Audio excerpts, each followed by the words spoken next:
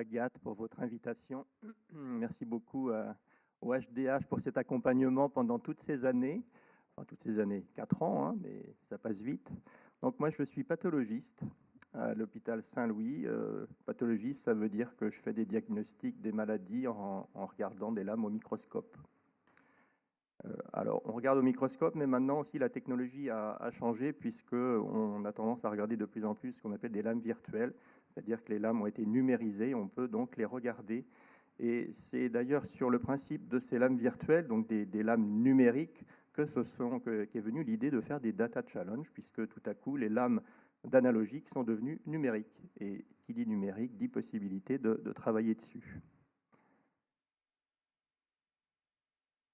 Alors juste un petit commentaire à Agathe et Laurie. J'ai combien de temps? Parce que là, c'est la première fois de ma vie que je participe à une réunion où on est en avance.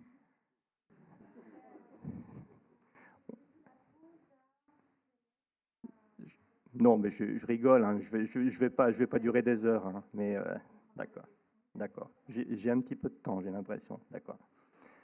Donc, on va faire un retour sur ce premier Data Challenge de la Société française de pathologie et du Health Data Hub. Je crois que c'était vraiment le premier. Alors, on a travaillé sur quoi? On a travaillé sur ça. Voilà, ça, ce sont des images. Alors ça, c'est une toute petite image. En fait, une lame virtuelle, c'est une image énorme hein, qui fait à peu près 1 gigaoctet ou 1 à 2 gigaoctets en moyenne. C'est une image zoomable ou dézoomable, comme quand on regarde Google Earth, Google Maps, on zoome, on dézoome. Et bien sur une lame virtuelle, c'est exactement pareil, comme si on était avec un vrai microscope, sauf qu'on est avec un ordinateur et on peut se déplacer dans l'image en X, en Y, et donc en grossissant ou en s'éloignant. On a travaillé pour ce premier Data Challenge sur un modèle assez simple, en fait. Un modèle assez simple méthodologiquement. Hein. Par contre, il s'agit de lésions souvent complexes, des lésions de col de l'utérus, avec 4 catégories diagnostiques. La question était simple. Est-ce que cet algorithme va être capable, parmi 5 lames, 5000 lames numérisées, de les classer en lésions bénignes, ou bien à l'autre bout, cancer, et entre les deux, dysplasie de bas grade et dysplasie de haut grade, qui sont des catégories intermédiaires. Donc, 4 classes diagnostiques. La question très simple était posée aux algorithmes. Et vous voyez tout en bas à droite qu'ils s'en sont quand même globalement extrêmement bien tirés. Bon, alors, la manière dont le score a été calculé, c'est un petit peu plus compliqué que simplement sensibilité et spécificité du diagnostic, mais globalement, on a été très agréablement surpris. Alors, sur cette image que vous voyez, il y a non seulement une des 5000 biopsies de col de l'utérus, et puis il y a rajouté des petits carrés jaunes, rouges, verts. Ça, c'est ce qu'on appelle des annotations. Donc, c'est ce que des médecins pathologistes ont rajouté sur ces lames pour aider ensuite les algorithmes à apprendre ce que c'était que, déjà, vu par un humain, ce que c'était que le normal ou le bénin, est-ce que c'était que le cancer infiltrant, est-ce que c'était que les lésions dysplasiques de bas grade et de haut grade. Donc ce qu'on appelle des annotations, donc des données annotées, fournies à des algorithmes qui ont appris. Alors ça s'est passé... non, j'ai pas de flèche, là. Je cherche absolument à avoir une flèche laser, mais je n'en ai pas. Donc ça s'est passé de octobre 2019 à novembre 2020 sur une période d'à peu près une année. Donc on est allé très vite pour ce premier Data Challenge. Je ne sais pas si on pourrait le refaire aussi vite à l'heure actuelle, mais donc ça a démarré par les premiers contacts, c'était entre la Société française de pathologie, dont j'étais le responsable à l'époque, et avec Stéphanie Combe. Et nous nous sommes vus, voilà, il faudrait qu'on essaie de mettre en place un Data Challenge. On découvrait ça tous ensemble. Et la première des choses qui nous a paru importante, c'est de faire un comité, enfin de rassembler des gens autour de cette idée qui était nouvelle à l'époque. Et donc on a fait un comité d'organisation et un conseil scientifique, et je vous assure que c'est quand même la base pour ensuite avancer dans la suite de tout un process. Donc des gens qui ont envie de travailler ensemble. Et puis on a commencé à récolter les données, c'était pile poil au moment où le Covid est arrivé. Alors je ne sais pas si ça nous a pénalisé ou si ça nous a aidé, probablement les deux un petit peu, parce que ça a été un moment où l'activité des hôpitaux a un petit peu baissé, donc on a peut-être pu consacrer plus de temps sur ce Data Challenge, mais bon. Donc en mars 2020, après avoir informé les patients, nous avons commencé à collecter les données, puis nous les avons pseudonymisées dans un premier temps. Pseudonymisées, donc ça veut dire qu'on réidentifie chaque lame avec un numéro un peu plus compliqué que son numéro d'origine, mais toutefois on garde la possibilité de retourner à l'identité du patient. C'est le principe de la pseudonymisation, qu'il ne faut pas confondre bien sûr avec l'anonymisation, qui elle, si elle est vraiment anonymisation, ne permet plus aucun retour en arrière sur l'identité individuelle. Donc après avoir pseudonymisé, ça c'était en juin à peu près, on a passé l'été 2020 à annoter les lames, c'est les fameux petits carrés là. Ça a pris beaucoup de temps à plusieurs collègues pathologistes. Puis, arrivé à fin août, début septembre, on a anonymisé. On va revenir sur le concept, on en a déjà parlé. Et la compétition elle-même, c'est-à-dire la mise à disposition des données à 574 compétiteurs du monde entier, ça s'est passé sur une période d'à peu près 6 ou 7 semaines entre septembre et octobre 2020. Et puis, à l'issue de la compétition, il y a eu un classement des meilleurs algorithmes avec une remise des prix. C'était à l'occasion de notre congrès, la première fois qu'on le faisait de manière virtuelle, parce que c'était l'année 2020. Voilà, en novembre 2020, remise des prix à des compétiteurs. Il y avait un Français, une équipe française en premier, un Kenyan en deuxième, une équipe, un collègue du Kazakhstan qui travaillait au Québec en troisième, et une équipe chinoise en quatrième position. Alors, sur cette diapositive, à gauche, vous avez en gros tout le process que je viens de vous décrire, hein, de la constitution de l'équipe projet, en passant par la pseudonymisation, les annotations, et on arrive à... Pardon, il faut que je revienne en arrière. Voilà. On arrive à l'anonymisation à la fin. Donc je voudrais revenir un peu sur l'anonymisation, c'est la partie droite de la diapositive. L'anonymisation consiste, normalement, si elle est bien faite, hein, à rendre impossible en pratique toute rétro-identification. Donc c'est un processus irréversible. Et mine de rien, les médecins en général, quand ils travaillent sur des données, ils aiment bien, à un moment donné, pouvoir se reposer une question et se dire, tiens, ben, j'aurais peut-être finalement besoin d'un petit truc en plus pour pouvoir croiser. Quand c'est anonymisé, c'est terminé.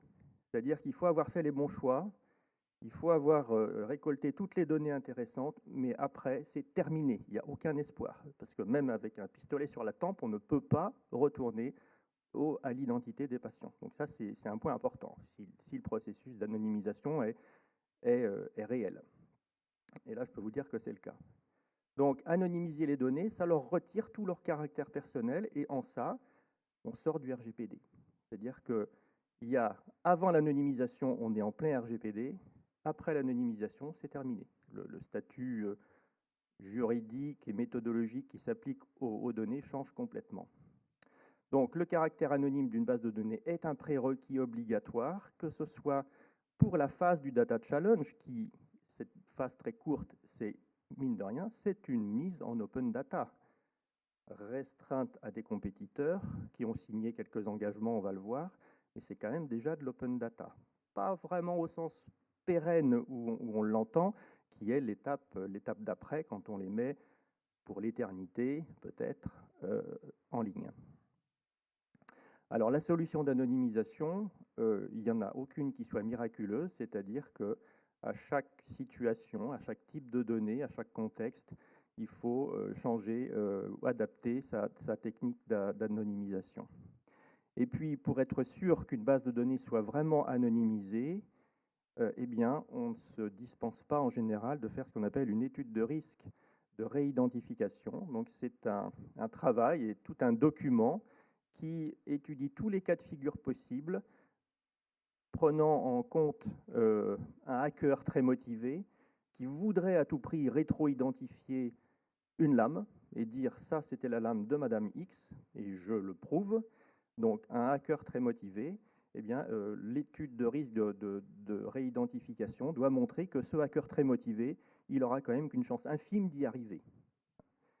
Et c'est la dernière phrase qui est importante. Si cette analyse de risque de réidentification conclut à un risque nul de réidentification avec des moyens raisonnables, alors c'est le côté moyen raisonnable qu'on pourrait discuter. Qu'est-ce qu'un moyen raisonnable? Un hacker très motivé, il est très motivé, donc il peut utiliser des moyens déraisonnables. Mais quand même, on peut considérer que l'anonymisation est suffisante. Alors, pour le Data Challenge TissueNet, on s'était vraiment posé la question, on est allé jusqu'au bout du raisonnement, si un hacker était très motivé. Alors, donc le moyen déraisonnable, ce serait par exemple qu'il ait déjà hacké le dossier médical personnel du patient en France. Voilà. Donc là, ça devient franchement déraisonnable. C'est-à-dire qu'à la limite, on ne se pose plus vraiment la question du Data Challenge TissueNet s'il a déjà hacké la sécurité sociale ou je ne sais pas quoi. Mais bon, dans cette hypothèse, s'il avait déjà hacké une énorme base de données nationale, alors il lui resterait une chance sur 30 000, on l'avait calculé, d'arriver vraiment à l'identité d'une patiente pour une lame donnée de notre Data Challenge. Donc on peut considérer que là, on est vraiment dans ce qu'on appelle, avec des moyens raisonnables, le risque de réidentification, il est nul. Voilà. Alors, une fois donc qu'on est sûr de cette anonymisation, qu'on a évalué le risque qui est infime ou nul, eh bien on peut ouvrir les données et on peut les ouvrir de deux manières. Dans le cadre des Data Challenge, on les ouvre pendant la période du challenge ou on les ouvre ensuite de façon pérenne. Alors, juste un petit mot sur les démarches réglementaires avant cette anonymisation, mais vraiment 10 secondes, hein, pour vous rappeler que tant qu'une base n'est pas anonymisée, elle est dans le champ du RGPD. Hein, et on pourrait se dire naïvement, mais attendez, je prends des données patients, je les anonymise tout de suite. Pourquoi est-ce que je vais passer par une étape de RGPD? Sauf que l'anonymisation est un process numérique, c'est un traitement de données. Donc en soi, même quand on anonymise, même si on le fait immédiatement, je prends la donnée, je l'anonymise, eh ben voilà, c'est déjà un traitement, donc il faut passer par une étape de RGPD avec tous les classiques du RGPD, les méthodologies de référence de la CNIL, la MR004 en l'occurrence. Il faut conventionner avec les centres, il faut informer les patients, enfin c'est tout le process que vous connaissez très bien. Et après, donc, on anonymise. Alors, la mise en open data effective des données, cette diapositive, c'est pendant la période du Data Challenge.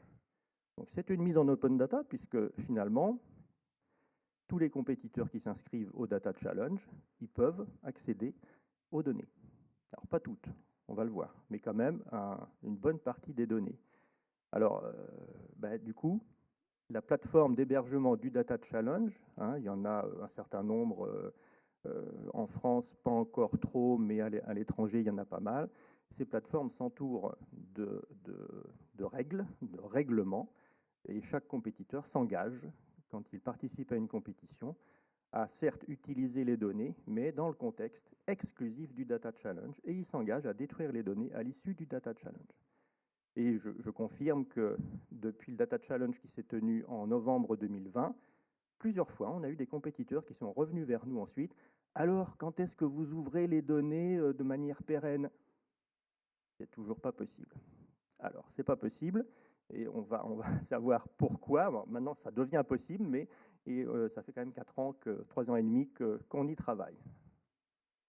Donc, juste un petit mot toujours sur la période pendant le Data Challenge. Ça, c'était la page d'accueil du Data Challenge TissueNet. Et vous voyez à droite qu'il y a 3 jeux de données en général dans un Data Challenge. Il y a les données d'apprentissage, il y a les données de test, et puis il y a les données d'évaluation finale. Et les compétiteurs, ils ne pouvaient avoir accès et télécharger sur leur machine, sur leurs environnements informatiques, que les données de la phase d'apprentissage. Donc sur les 5000 lames, déjà, ils n'avaient accès probablement qu'à 1500-2000, je ne sais plus exactement combien. Tandis que les données de la phase de test intermédiaire qui leur permet c'est ce qu'on appelle le leaderboard, où les compétiteurs peuvent s'évaluer entre eux sans que ce soit vraiment les données de validation finale. Voilà. Et puis le troisième jeu de validation finale, ces deux jeux, test et validation finale, ne sont pas accessibles aux compétiteurs. En fait, les compétiteurs soumettent leur algorithme, une fois qu'il a été travaillé avec les données d'apprentissage, le soumettent sur la plateforme, et ce sont les responsables de la plateforme qui font tourner l'algorithme sur des données qui n'ont pas été données aux compétiteurs. Mais bon, il y a quand même toutes les données d'apprentissage, là, le premier jeu, 2000 lames, qui sont quasiment données en open data à 500 personnes dans le monde, et il faut qu'elles s'engagent à ne pas faire n'importe quoi avec, c'est une évidence.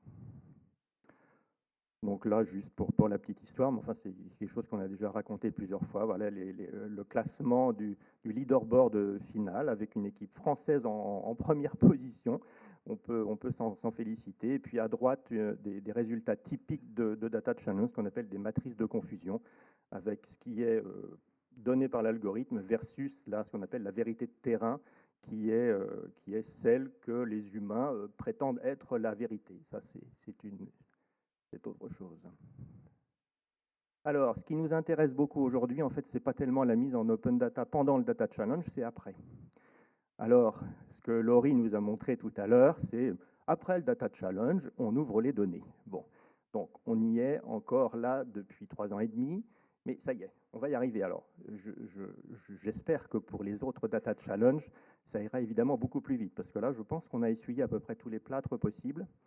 Et le premier plâtre qu'on a essuyé, c'est que comme on était allé vite en 2019-2020, là, on était allé trop vite et on n'avait pas suffisamment bien contractualisé avec les établissements de santé. En gros, on n'avait pas écrit dans les conventions initiales que ensuite ce sera mis en open data, etc. Et alors la patatras, on s'est rendu compte, ben non, on peut pas. Ben on peut pas. Bon, alors réécriture aux établissements de santé à l'issue du Data Challenge en novembre 2020, là où on leur a réécrit pour leur demander, et maintenant, est-ce que vous êtes d'accord pour qu'on ouvre les données en open source après l'anonymisation, etc., etc. Et là, bon, quand on s'y prend en deux coups, c'est une erreur, hein, c'est clair. Donc sur 20 établissements qui nous avaient donné des lames, il n'y en a que 4 qui ont répondu. Alors, il y a beaucoup qui n'ont pas répondu du tout, malgré multiples relances. Et puis, 4 ont répondu et ont dit oui, d'accord.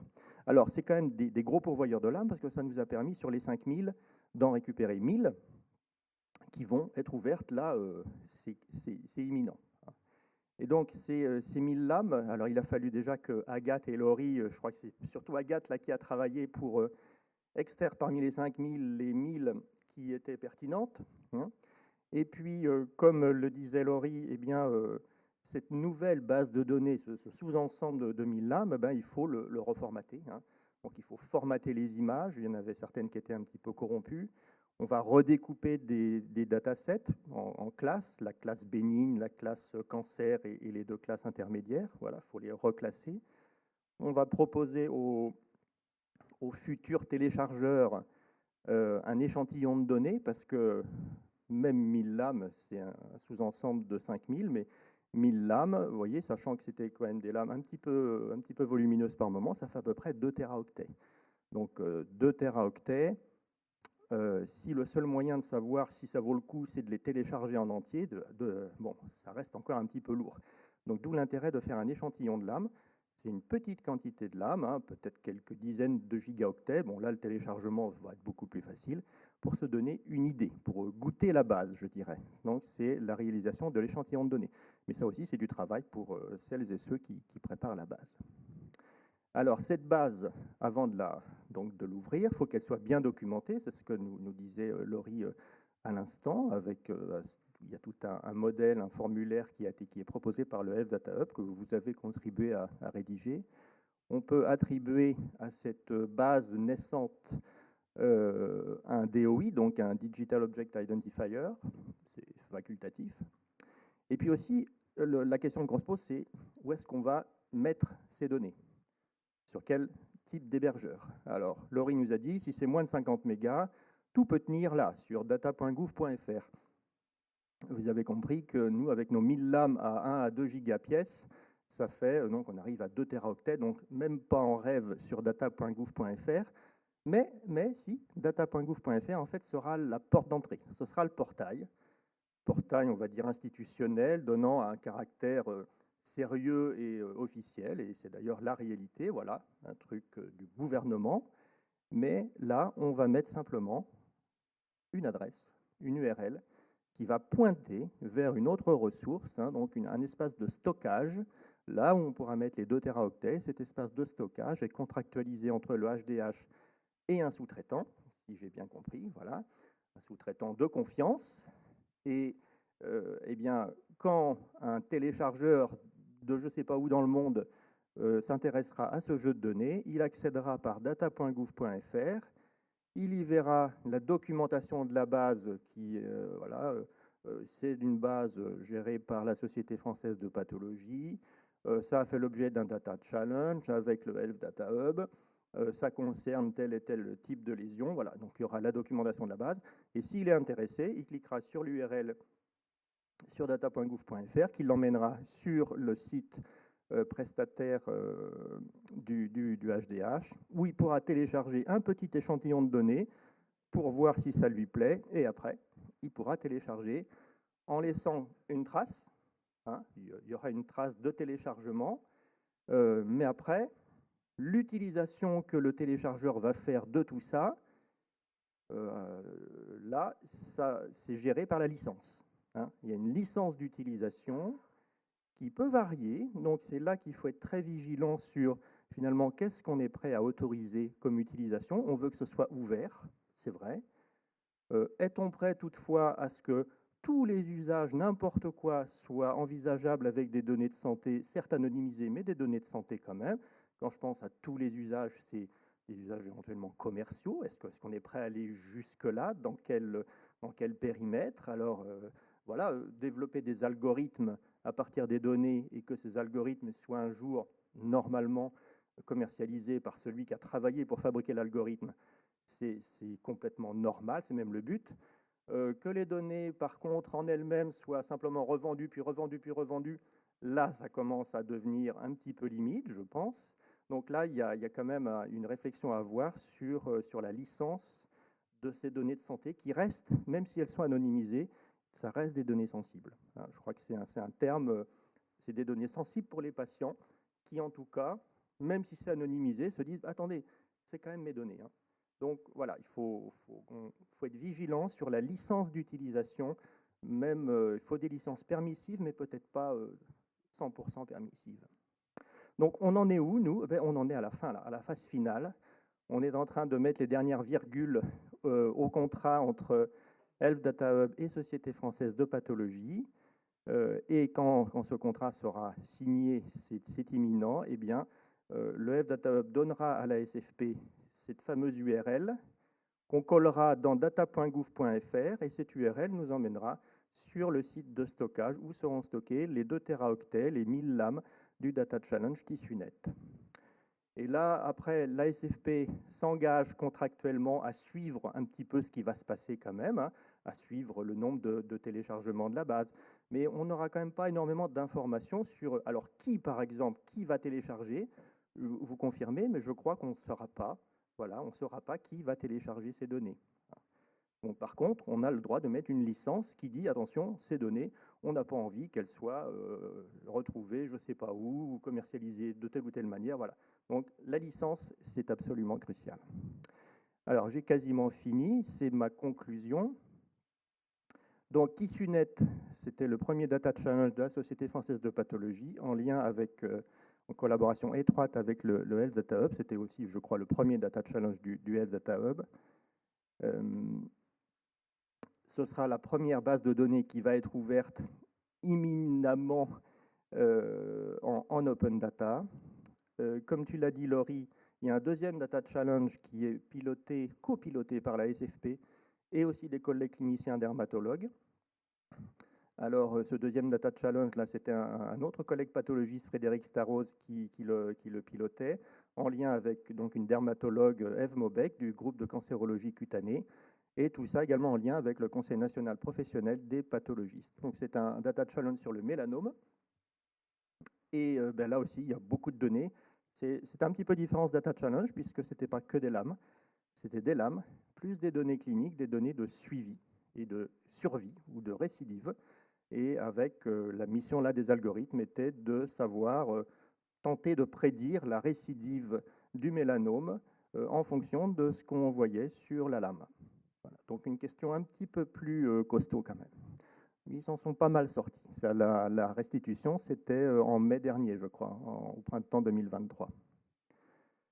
Voilà, écoutez, moi je vous remercie. On est tous convaincus du potentiel de ces données, pour peu qu'on soit quand même vigilant à ce que ça ne soit pas une grande foire commerciale. En tout cas, moi, c'est mon approche. Donc, il faut être vigilant sur la licence. Mais il y a plein de choses à faire. Et ça permettra probablement à la France de rayonner.